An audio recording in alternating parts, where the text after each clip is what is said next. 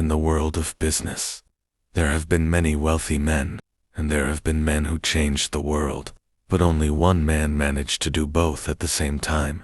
A man who began his life in poverty, inside a modest home, in a town nobody knew, then became the first billionaire in modern history, and according to some estimates, his fortune was greater than the combined wealth of the richest men alive today. This man was not just an oil trader. He was the mind that reshaped the entire American economy. The man whose power terrified even the United States government itself. John D. Rockefeller.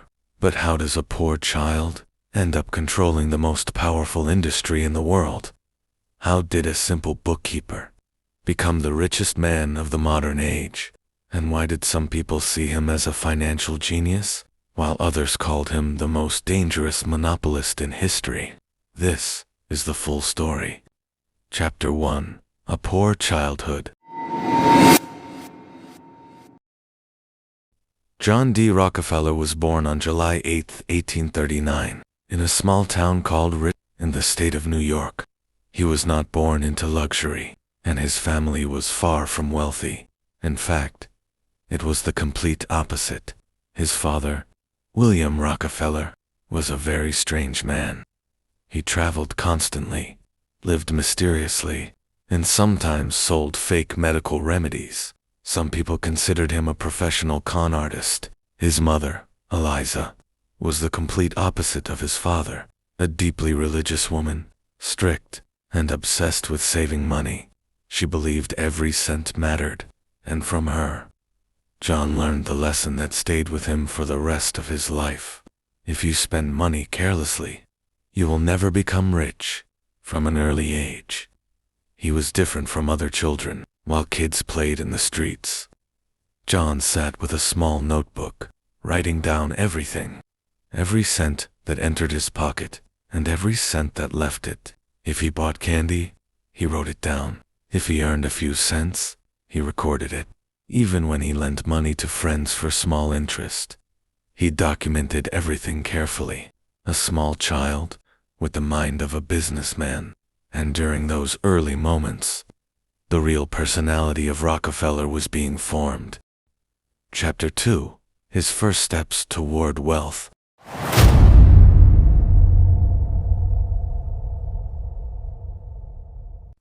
John grew up believing one thing: poverty was not destiny, and he wanted to escape it, way possible. He started working at a very young age. He raised turkeys and sold them, worked on farms, lent money with small interest, and saved almost everything he earned, not because he simply loved money, but because he loved the power money could give.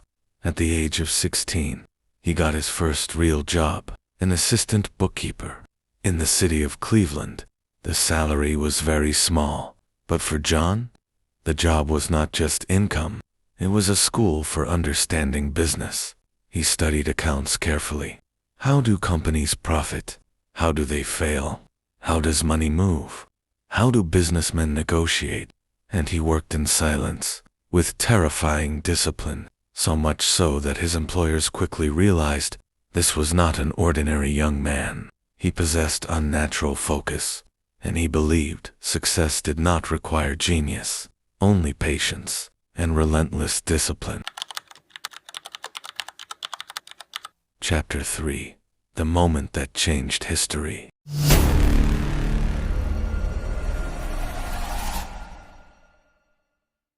In the year 1859, something happened that would completely change America's future.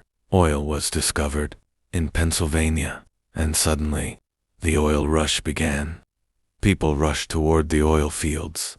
Everyone wanted to become rich overnight, but Rockefeller did not think like everyone else. And here, his real intelligence started to appear.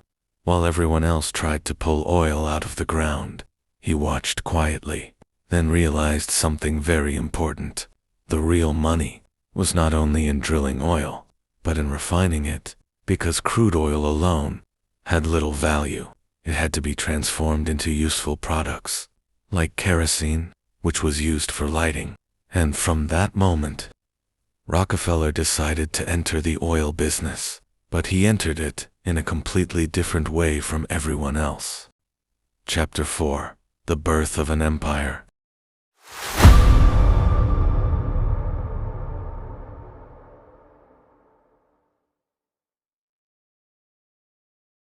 He founded his first oil refinery and began operating in ways the market had never seen before. He was obsessed with cutting costs. If he could save 1 cent, he would do it. If he found a faster production method, he adopted it immediately. And he believed the strongest company was the one capable of selling cheaper than everyone else. Over time, his profits exploded, but his ambition was not simply profit, it was control.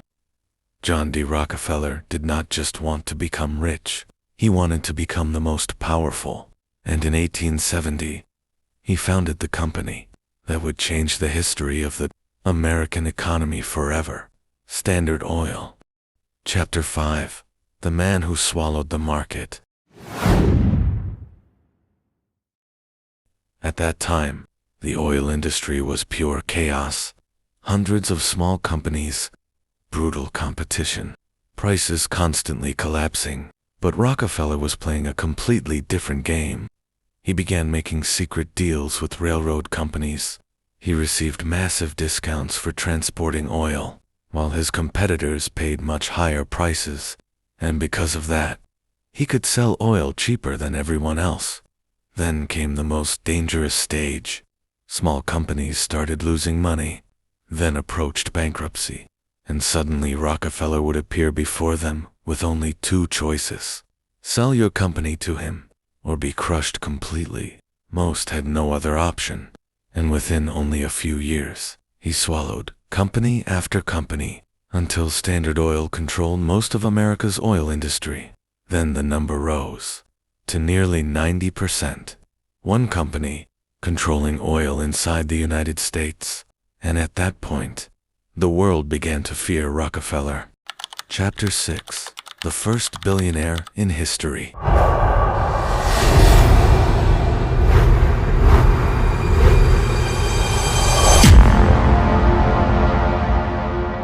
As his empire expanded, Rockefeller's fortune exploded beyond imagination, and in the early 20th century, he became the first billionaire in modern history. But the word billion back then was not like today. His wealth was almost impossible to comprehend. Some historians estimate that in today's value, his fortune could equal hundreds of billions of dollars, meaning he may have been richer than Elon Musk, Jeff Bezos, Bill Gates combined. According to some historical calculations, his influence became so massive that even the American economy itself could be affected by his decisions. The newspapers attacked him, politicians feared him, competitors hated him, but he did not care, because he saw himself as the man who brought order to a chaotic industry. Chapter 7: The War Against Rockefeller.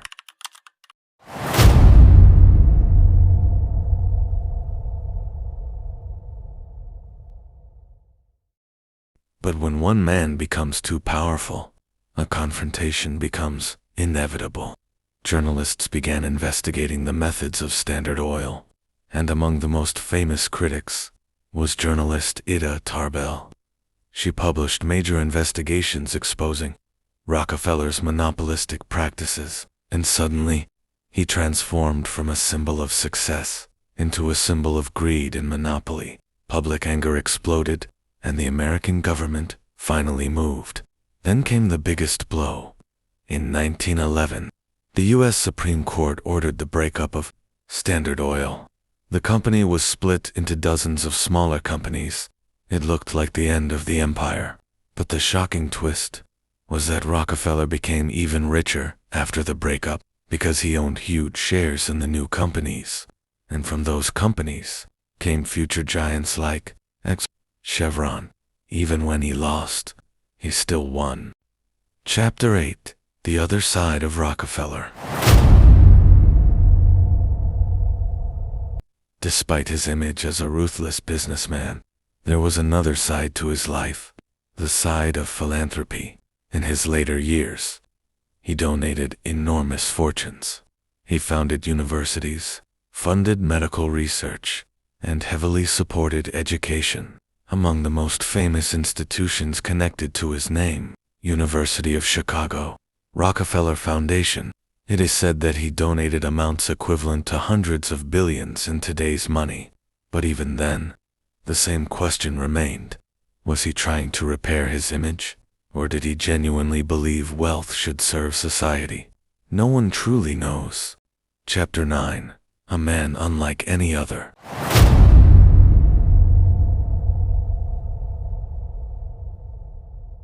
Despite his unimaginable fortune, Rockefeller remained extremely frugal. He hated waste and loved discipline and structure. He woke up early every day, followed strict routines, and believed success was not luck, but a daily habit. One of his famous quotes was, "Success comes to those who master themselves before trying to master the world," and perhaps that was what made him different from everyone else. Ending.